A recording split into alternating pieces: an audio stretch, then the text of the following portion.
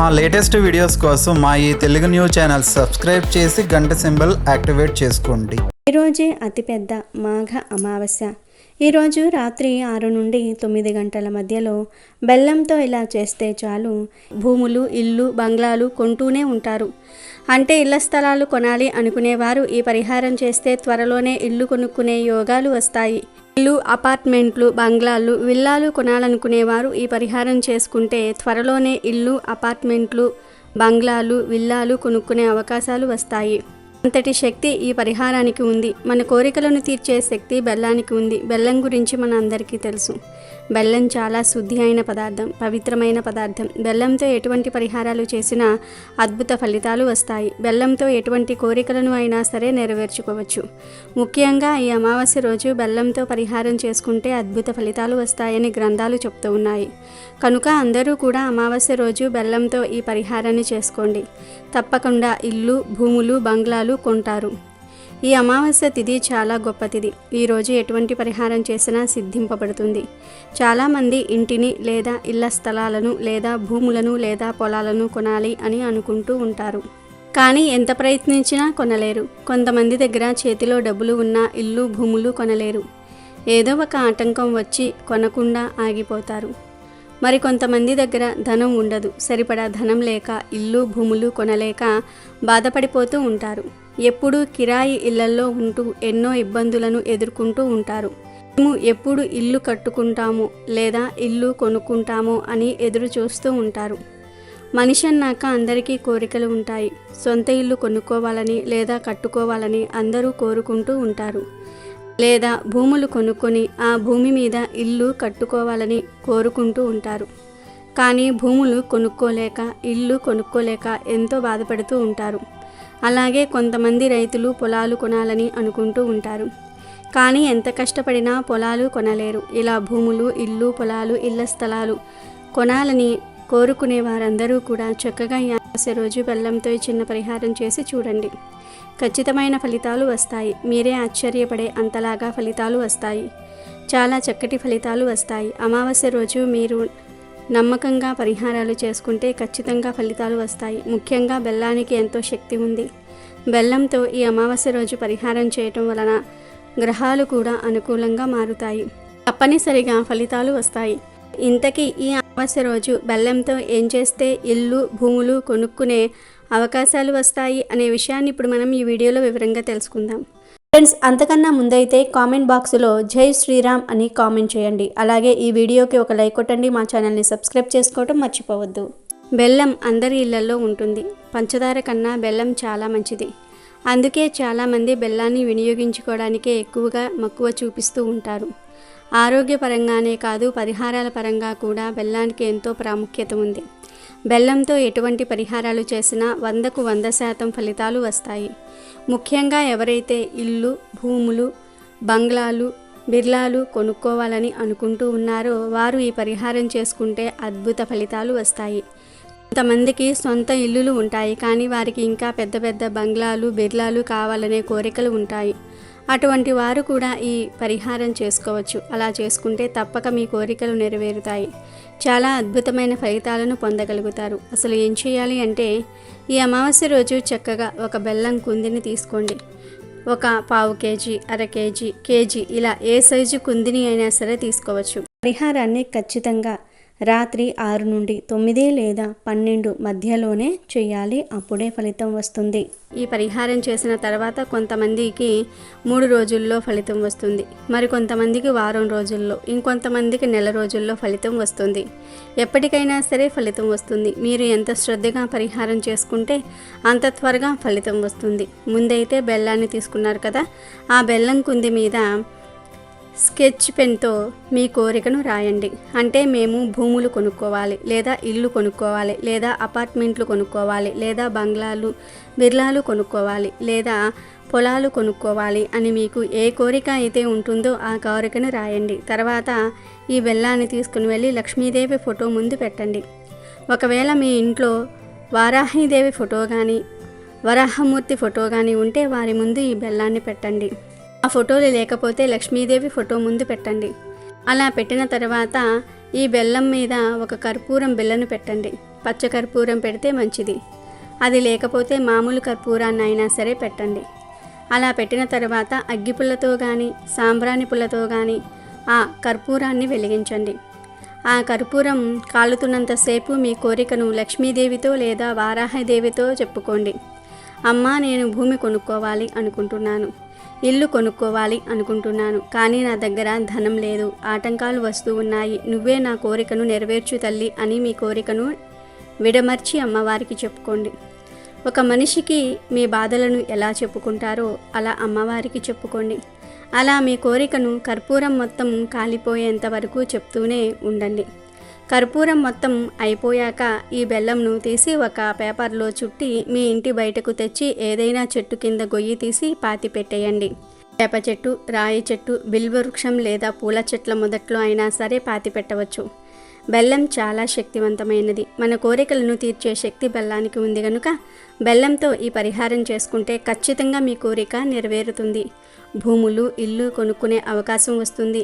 3-4 రోజుల్లోనే ఫలితం వచ్చేస్తుంది, లేదా వారం రోజుల్లో అయినా సరే మీరు గుడ్ న్యూస్ వింటారు. ఒకవేళ మీకు ఫలితం రాకపోతే వదిలివేయవద్దు. మళ్ళీ అమావాస్యకు ఈ పరిహారం చేయండి. 1కి 2 సార్లు శ్రద్ధగా మీ ధ్యాస పెట్టి చేయండి. ఖచ్చితంగా ఫలితం వస్తుంది. మీరు భక్తి శ్రద్ధలతో చేస్తే ఒక్కసారే ఫలితం వచ్చేస్తుంది. ఖచ్చితంగా భూములు లేదా ఇల్లు, పొలాలు, బంగ్లాలు, విల్లాలు కొంటారు. కాబట్టి అందరూ కూడా ఎంతో శక్తివంతమైన ఈ అమావాస్య రోజు బెల్లంతో ఈ చిన్న పరిహారం చేసి భూములు, ఇల్లు కొనుక్కొని ఆనందంగా సుఖంగా జీవించండి. అమావాస్య మరియు పౌర్ణమి ఇద్దరూ అక్కా చెల్లెళ్ళ ఈ కథను వింటే చాలు మీ దశ తిరిగిపోతుంది. మీకు ఉండే కష్టాలన్నీ పోతాయి, మీ దశ తిరిగిపోతుంది. పేదరికం మీ దరి చేరదు, మీ జీవితం అద్భుతంగా మారిపోతుంది. ఈ కథను వినటం వలన శివయ్య అనుగ్రహం కలుగుతుంది, సకల ఐశ్వర్యాలు సిద్ధిస్తాయి, పట్టిందల్లా బంగారం అవుతుంది, రాజయోగం పడుతుంది. మీరు ఎప్పటి నుండో అనుభవిస్తున్న కష్టాలు మొత్తం పోతాయి. ఎంతో అదృష్టం ఉంటే తప్ప ఈ వీడియోను చూడలేరు. ఒక రాజ్యంలో ఒక రాజు, ఒక రాణి ఉండేవారు. ఆయనకు 2 కుమార్తెలు, 2 కుమారులు ఉన్నారు. ఒక కుమార్తె పేరు అమావాస్య, మరొక కుమార్తె పేరు పౌర్ణమి. పౌర్ణమి చాలా భక్తి కలిగి ఉండేది. ఎప్పుడూ కూడా గోవులకు సేవలను చేస్తూ ఉండేది. తానే అన్ని పనులను చేసేది. అమావాస్య మాత్రం ఎప్పుడూ కూడా ఏ పూజలు చేయడానికి ఆసక్తి చూపించేది కాదు. ఆమె ఎప్పుడూ కూడా దైవ ప్రార్థన చేయలేదు. అమావాస్య ఏ పని కూడా చేసేది కాదు. కానీ అక్కా చెల్లెళ్ళు ఇద్దరికీ మాత్రము ఒకరంటే ఒకరు చాలా ఇష్టంగా ఉండేవారు. కానీ పూర్ణిమ అంటే రాజుకు, రాణికి అంత ఇష్టం ఉండేది కాదు. వారిద్దరూ కూడా అమావాస్యని ఎక్కువగా ప్రేమగా చూసేవారు. తన కొడుకులిద్దరినీ కూడా ప్రేమగా చూసుకునేవారు. తన కొడుకుల విషయంలోనే ఎక్కువ శ్రద్ధను తీసుకుంటూ ఉండేవారు. కాలం గడిచే కొద్దీ రాజుగారి పిల్లలు పెరిగి పెద్దయ్యారు. రాజదంపతులు, రాజకుమారులు ఇద్దరికీ కూడా వివాహాన్ని చేశాడు. కుమార్తెలకు కూడా వివాహం చేయాలని నిర్ణయించుకున్నాడు. అప్పుడు రాణి రాజుతో ఇలా చెప్తుంది, చూడండి, పూర్ణిమ ఎప్పుడూ కూడా ఎక్కువగా పనిచేయడానికి ఇష్టపడుతుంది, గోసేవ చేయడానికి ఇష్టపడుతుంది, భజనలు, కీర్తనలు అంటూ ఉంటుంది. అందువలన ఆమెకు ఎవరైనా పేదింటి అబ్బాయిని చూసి పెళ్లి చేయమని చెప్తుంది. ఎందుకంటే ధనవంతుల కుటుంబంలోనికి వెళ్ళినట్లయితే ఇవన్నీ చేయడానికి కుదరదు. కాబట్టి మనం పౌర్ణమిని పేద ఇంటికి పంపిద్దాం అంటుంది. దానికి రాజు కూడా సరే అని చెప్పి సంబంధాలు వెతకటం మొదలుపెట్టాడు. చివరికి రాజు పూర్ణిమకు ఒక పేదింటి అబ్బాయితో వివాహాన్ని ఖాయం చేశాడు. ఇక ఇప్పుడు రాణి ఇలా అంటుంది, మహారాజా, అమావాస్యకు కూడా మనము వివాహాన్ని చేద్దాము. అక్కా చెల్లెళ్ళు ఇద్దరికీ కలిపి పెళ్లి చేయండి అని చెప్పింది. అప్పుడు రాజుగారు అదే గ్రామానికి చెందిన వేరొక రాజకుమారుడితో అమావాస్యకు వివాహాన్ని కుదిరించాడు. రాజు రాణికి అమావాస్యకు రాజకుమారుడితో వివాహం కుదిరిందని చెప్పగానే చాలా సంతోషించి, అప్పుడు ఆమె మనసులో ఎలా అనుకుంటుంది, పేద ఇంట్లో పూర్ణిమ ఎలా ఉంటుందో ఇప్పుడు చూస్తాను. ఆమె ఎప్పుడూ పూజలు పూజలు అంటూ ఉంటుంది. ఆమెకు దేవుడు ఎలా సహాయం చేస్తాడో చూద్దాము అని అనుకుంటుంది. సమయం రాగానే రాజుగారు తన 2 కుమార్తెలకు కూడా వివాహాన్ని చేశాడు. అమావాస్యకు చాలా సంపదను కూడా ఇచ్చాడు. కానీ పూర్ణిమకు మాత్రము ఏమీ ఇవ్వలేదు. వారి సోదరులు అమావాస్యను మరియు పూర్ణిమను చాలా ప్రేమగా చూసుకుంటూ ఉండేవారు. కానీ అమావాస్య మాత్రము వదినగార్లపై ఎప్పుడూ కూడా పెత్తనాన్ని చలాయిస్తూ ఉండేది. పౌర్ణమి మాత్రం ప్రతి పనిలోనూ కూడా వాళ్లకు సహాయాన్ని చేస్తూ ఉండేది. పెళ్ళయ్యాక అమావాస్య, పూర్ణిమ ఇద్దరూ కూడా తమ అత్తగారింటికి వెళ్ళిపోయారు. ఒకసారి అమావాస్య తమ ఇంట్లో శివ పూజను ఏర్పాటు చేసుకుంది. ఆ పూజకు ఊర్లో అందరినీ పిలిచింది, కానీ తన సోదరి పౌర్ణమిని మాత్రం పిలవలేదు. పౌర్ణమి తన ఇంటి గుమ్మం దగ్గరే కూర్చుని ఉంది. అప్పుడు కొందరు ఆడవాళ్లు పౌర్ణమితో, మీ చెల్లెలు ఇంట్లో ఈరోజు ఈశ్వర పూజ జరుగుతోంది, నువ్వు రావా అని అడిగారు. అప్పుడు పౌర్ణమి ఇలా చెప్తుంది, మా చెల్లి నన్ను పిలవలేదు, నేను ఎలా వెళ్ళను అని అంటుంది. అప్పుడు ఆ మహిళలు, దైవ పూజ జరుగుతున్నప్పుడు ఎవరూ పిలవాలని ఏమీ లేదు, ఎవరైనా సరే వెళ్ళవచ్చు, అందువలన నువ్వు కూడా మాతో రమ్మని పిలిచారు. దాంతో పౌర్ణమి ఆ పూజకు వెళ్ళింది. అమావాస్య పౌర్ణమిని చూసి, నేను నిన్ను పిలవలేదు కదా, నా ఇంటికి ఎందుకు వచ్చావు అని కోపంగా అడుగుతుంది.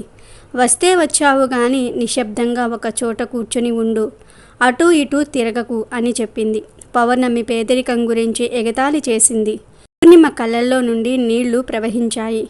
ఆమె శివుణ్ణి ప్రార్థించటం ప్రారంభించింది. ఓ మహాదేవ, నువ్వు నా పట్ల ఎప్పుడు దయ చూపిస్తావు? నేను చేసిన తప్పేమిటి? పూజలు చేయటం నా తప్ప, పని చేయటం నా తప్ప, దేవుడు ఎప్పుడు నన్ను కరుణిస్తాడు అనుకుంటూ ఆమె దేవుణ్ణి వేడుకుంటూనే ఉంది. ఆ శివపూజ మొత్తం కూడా పూర్తయిపోయింది. అమావాస్య అందరికీ కూడా ప్రసాదాన్ని ఇచ్చింది, కానీ పౌర్ణమికి మాత్రం ఏమీ ఇవ్వలేదు. దాంతో పౌర్ణమి అక్కడి నుండి తిరిగి వచ్చేసింది. ఆమె దారిలో ఇలా అనుకుంటుంది, నేను ఇప్పుడు ప్రసాదాన్ని తీసుకొని వెళ్లకుండా ఇంటికి వెళ్ళినట్లయితే నా పిల్లలు ప్రసాదాన్ని అడుగుతారు, అప్పుడు నేను వారికి ఏ సమాధానం చెప్పాలి అని బాధపడింది. తర్వాత ఆమె అన్నా వదినల దగ్గరకు వెళ్ళాలి అని అనుకుంది. ఇంటికి వెళ్ళి తన భర్తలో పిల్లలతో అన్నగారి ఇంటికి వెళ్ళి వస్తాను అని చెప్పి అన్నగారింటికి బయలుదేరింది. పౌర్ణమి అలా నడుచుకుంటూ వెళ్తూ ఉండగా దారిలో ఒక తులసి చెట్టు కనిపించింది. అక్కడ ఒక వృద్ధురాలు కూర్చొని ఉంది. ఆ ముసలి ఆవిడ పౌర్ణమిని ఆపి, అమ్మా, నువ్వు ఎవరు, ఎక్కడికి వెళ్తున్నావు అని అడిగింది. ఆమె అడిగిన ప్రశ్నలకు పూర్ణిమ తన గురించి ఇలా వివరణ ఇచ్చింది. తనను తను పరిచయం చేసుకుంది. అప్పుడు ఆ ముసలి తల్లి ఇలా అంటుంది, అమ్మా చూడు, ఈ తులసి మొక్క ఎండిపోతుంది, అందులో కొద్దిగా నీటిని పొయ్యమని చెప్పి ఇక్కడ ప్రదేశాన్ని అంతా కూడా శుభ్రం చేయమని చెప్పింది. తనకు స్నానానికి నీళ్లు కూడా తోడమని చెప్పింది. పౌర్ణమి దయతో సరే అని చెప్పి ఆ ప్రదేశాన్నంతా కూడా శుభ్రం చేసింది. ముసలి అవ్వ స్నానం చేయడానికి నీటిని కూడా ఏర్పాటు చేసింది. ఆమె పాదాలను నొక్కింది. అన్ని పనులు అయిపోయిన తర్వాత, వేరే ఏమైనా పని ఉందా అమ్మా అని అడిగింది. ఏమీ లేదని చెప్పి ఆమె పౌర్ణమికి తన ఆశీర్వాదాలను ఇచ్చింది. పౌర్ణమి ఇంకొద్దిగా ముందుకు వెళ్ళింది. ఇంకొంచెం ముందుకు వెళ్ళేసరికి తనకు ఒక గుడి కనిపించింది. ఆ గుడి దగ్గర ఒక సాధువు కూర్చుని ఉన్నాడు. ఆ సాధువు మరెవరో కాదు, దేవుళ్ళకే దేవుడు మహాదేవుడే. అక్కడ కూర్చొని ఉన్నాడు. ఆయన పౌర్ణమిని ఆపి ఇలా అడుగుతాడు, తల్లి, నువ్వు ఎవరు, ఎక్కడికి వెళ్తున్నావు అని అడిగాడు. పౌర్ణమి తన గురించి వివరణ ఇచ్చి, నేను మా అన్నా వదినల దగ్గరకు వెళ్తున్నాను అని చెప్పింది. అప్పుడు ఆ ముసలి బాబా వేషంలో ఉన్న పరమేశ్వరుడు, తల్లి, ఈ గుడిని కొద్దిగా శుభ్రం చేస్తావా అని అడిగాడు. దానికి పౌర్ణమి సరే చేస్తాను అని చెప్పి ఆ గుడిని శుభ్రం చేసింది. ఇంకా ఆ సాధువుకు కూడా సేవలు చేసింది. అప్పుడు పరమేశ్వరుడు రూపంలో ఉన్న ఆ సాధువు పౌర్ణమికి ఆశీర్వాదాలు ఇచ్చారు. ఆమె ఇంకొద్దిగా ముందుకు వెళ్ళింది. ఇంకొంచెం ముందుకు వెళ్ళేసరికి అక్కడ కాళీమాత ఆలయం కనిపించింది. తను ఆ కాళీమాత గుడి దగ్గరకు వెళ్ళేసరికి అక్కడ ఒక ముసలి అవ్వ కనిపించింది. ఆమె పౌర్ణమిని పిలిచి, చూడమ్మా, ప్రతి ఒక్కరూ కూడా గుడికి వస్తున్నారు, వెళ్ళిపోతూ ఉన్నారు, కానీ ఎవ్వరూ ఈ గుడిని శుభ్రం చేయటం లేదు. చూడు ఎంత మురికిగా ఉందో, కాస్త ఈ గుడిని శుభ్రం చేస్తావా అని అడిగింది. దానికి పౌర్ణమి సరే అమ్మా, అలాగే చేస్తాను అని చెప్పి తన గుడిని మొత్తం కూడా శుభ్రం చేసింది. శుభ్రం చేసి కాళీమాతకు పూజలు చేసుకుంది. పూజలు చేసుకుని ఆమె మళ్ళీ బయలుదేరింది. ఇంకొద్దిగా ముందుకు వెళ్ళేసరికి ఒక నది వచ్చింది. ఆ నది దగ్గర ఒక ముసలి అవ్వ కూర్చుని ఉంది. ఆ ముసలి అవ్వ రూపంలో ఉన్నది మరెవరో కాదు, ఆమె గంగామాత. గంగామాత పౌర్ణమితో ఇలా చెప్తోంది, చూడు తల్లి, ప్రతి ఒక్కరూ కూడా ఈ నదిలోనికి దిగి స్నానం చేస్తున్నారు, వెళ్ళిపోతూ ఉన్నారు. ఇక్కడ అంతా కూడా చాలా మురికిగా ఉంది. పైన ప్రదేశం అంతా కూడా చాలా మురికిగా చేశారు. చెత్తంతా పేరుకుపోయింది. ఇదంతా శుభ్రం చేస్తావా అని అడిగింది. దానికి పౌర్ణమి అలాగే చేస్తాను అని చెప్పి ఆ ప్రదేశాన్నంతా కూడా శుభ్రం చేసింది. శుభ్రం చేసిన తర్వాత అక్కడే ఉన్న నావలో కూర్చుని తను ఆ నావ దాటి అవతల వద్దకు వెళ్ళి తన అన్న ఇంటికి వెళ్ళింది. అన్న వదిన గార్ల ఇంటికి వెళ్ళేసరికి పౌర్ణమి రాకకు వారు చాలా సంతోషపడ్డారు. ఆ రోజంతా కూడా వారు పౌర్ణమితో మంచిగా కబుర్లు చెప్పుకుంటూ ఉన్నారు. రాత్రి అయింది. పౌర్ణమి వాళ్ళ ఇంట్లోనే నిద్రపోయింది. ఉదయం లేచి పౌర్ణమి నేను వెళ్ళి వస్తాను అని చెప్పేసరికి వదినగారులు తనకు ఎరుపు రంగు చీరను ఇచ్చారు. ఆ చీరను కట్టుకుని వెళ్ళమని చెప్పారు. సరే అని చెప్పి పౌర్ణమి ఆ చీరను కట్టుకుంది. అక్కడ నుండి బయలుదేరుతూ ఉంటే వదినగారులిద్దరూ కూడా ఒక సంచిని తనకు ఇచ్చారు. ఆ సంచిని తీసుకుని వెళ్ళమని చెప్పారు. ఆమె సంచిని తీసుకుని బయలుదేరింది. మళ్ళీ అదే నావ ఎక్కి మళ్ళీ యువతల గట్టుకు వచ్చింది. వచ్చి అక్కడ గంగామాత కూర్చుని ఉంది కదా, గంగామాత కూడా పౌర్ణమికి ఒక సంచిని ఇచ్చింది. తను ఆ రెండవ సంచిని కూడా తీసుకుంది. పౌర్ణమి ఇంకొద్దిగా ముందుకు వచ్చేసరికి కాళీమాత ఆలయం కనిపించింది. అక్కడ ఉన్న ముసలి అవ్వ కూడా పౌర్ణమికి ఇంకొక సంచిని ఇచ్చింది. ఆ సంచిని కూడా తీసుకొని పౌర్ణమి ఇంకా ముందుకు బయలుదేరింది. ఇంకా కొంచెం ముందుకు వెళ్ళేసరికి తులసీమాత వచ్చింది. అక్కడ కూడా పౌర్ణమికి తులసీమాత దగ్గర ఉన్న ముసలి అవ్వ ఇంకొక సంచిని ఇచ్చింది. అన్నిటినీ తీసుకొని పౌర్ణమి తన ఇంటికి చేరుకుంది. ఇంటికి చేరుకున్న తర్వాత తను అన్నా వదినలు ఇచ్చిన సంచిని ముందుగా విప్పింది. దానిలో మిఠాయిలు ఉన్నాయి, ఇంకా కొత్త బట్టలు ఉన్నాయి. వాటిని తీసి మిఠాయిలను తన పిల్లలకు ఇచ్చింది. కొత్త బట్టలను తన పిల్లలకు ఇచ్చింది. తర్వాత గంగామాత ఇచ్చిన సంచిని తెరిచింది. ఆ సంచి నిండా కూడా బంగారంతో నిండి ఉంది. అది చూసి పౌర్ణమి చాలా ఆశ్చర్యపోయింది. తర్వాత ఆమె కాళీమాత దగ్గర ఉన్న అవ్వ ఇచ్చిన సంచిని తెరిచేసరికి అది కూడా ధనధాన్యాలతో నిండి ఉంది. తర్వాత పరమేశ్వరుడు ఇచ్చిన సంచిని, తులసిమాత ఇచ్చిన సంచిని తీసేసరికి వాటన్నిటి నిండా కూడా ధనధాన్యాలు ఉన్నాయి. పౌర్ణమి చాలా సంతోషపడింది. తన పేదరికం పోయిందని ఎంతో ఆనందించింది. ఇప్పుడు తన ఇంట్లో ఎటువంటి లోటు కూడా లేదు. తను చాలా సంతోషంగా జీవిస్తోంది. కొన్ని రోజులు గడిచిన తర్వాత పౌర్ణమి ఇంట్లో శివపూజను ఏర్పాటు చేసుకోవాలి అని అనుకుంది. అనుకున్నదే తడవుగా తను శివపూజను ఏర్పాటు చేసుకుంది. ఏర్పాటు చేసుకుని అమావాస్యను కూడా తన ఇంటికి పిలిచింది.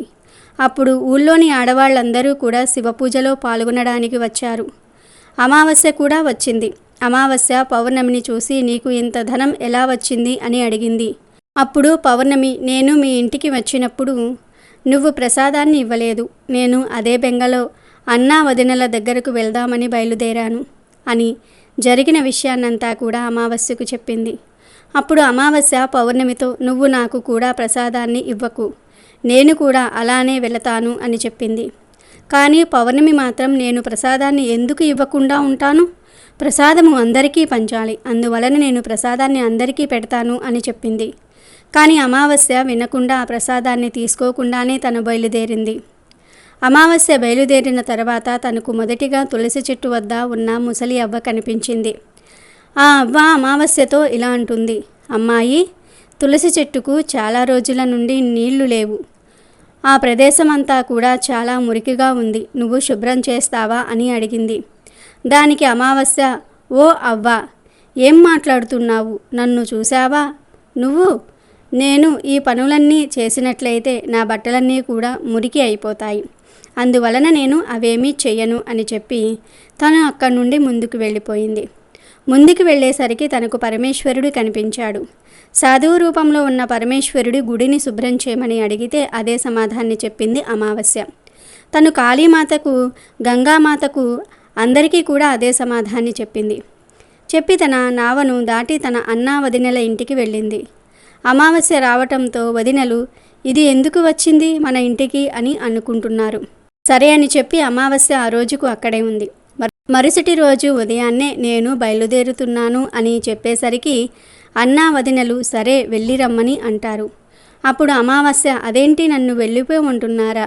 పౌర్ణమి వచ్చినప్పుడు పౌర్ణమికి మీరు సంచిని ఇచ్చి పంపించారు, మరి నాకు ఏమీ ఇవ్వరా అని అడిగింది. అలా అడిగేసరికి వదినలు, అమ్మా, సంచి నీ ఇంటికి పంపిస్తాము, నువ్వు వెళ్ళిపో అని అంటారు. అమావాస్య మళ్ళీ నదిని దాటి గంగామాత దగ్గరకు వచ్చింది.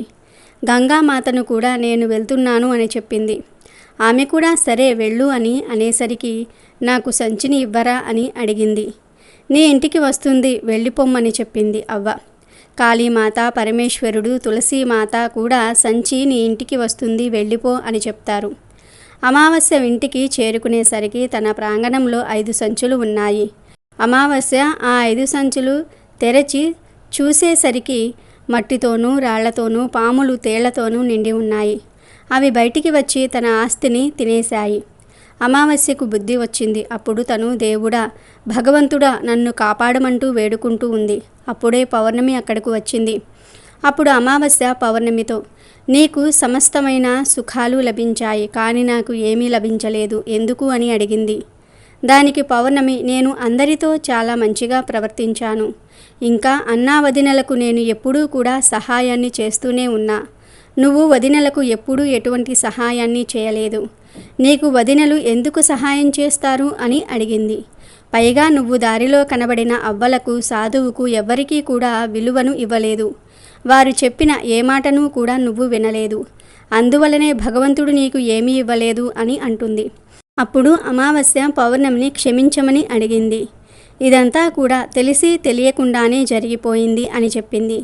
నేను కూడా భగవంతుణ్ణి ప్రార్థించి వీటన్నిటినీ పొందుతాను అని చెప్పింది. అప్పుడు పూర్ణిమ ఇలా అంటుంది, చెల్లి, నువ్వు ఎప్పుడూ కూడా ఈ 3 సూత్రాలను గుర్తుపెట్టుకో. ఈ సూత్రము అందరిపైన కూడా దయ కలిగి ఉండాలి. ప్రతిరోజు కూడా 108 సార్లు ఓం నమఃశివాయ అనే మంత్రాన్ని జపిస్తూనే ఉండు.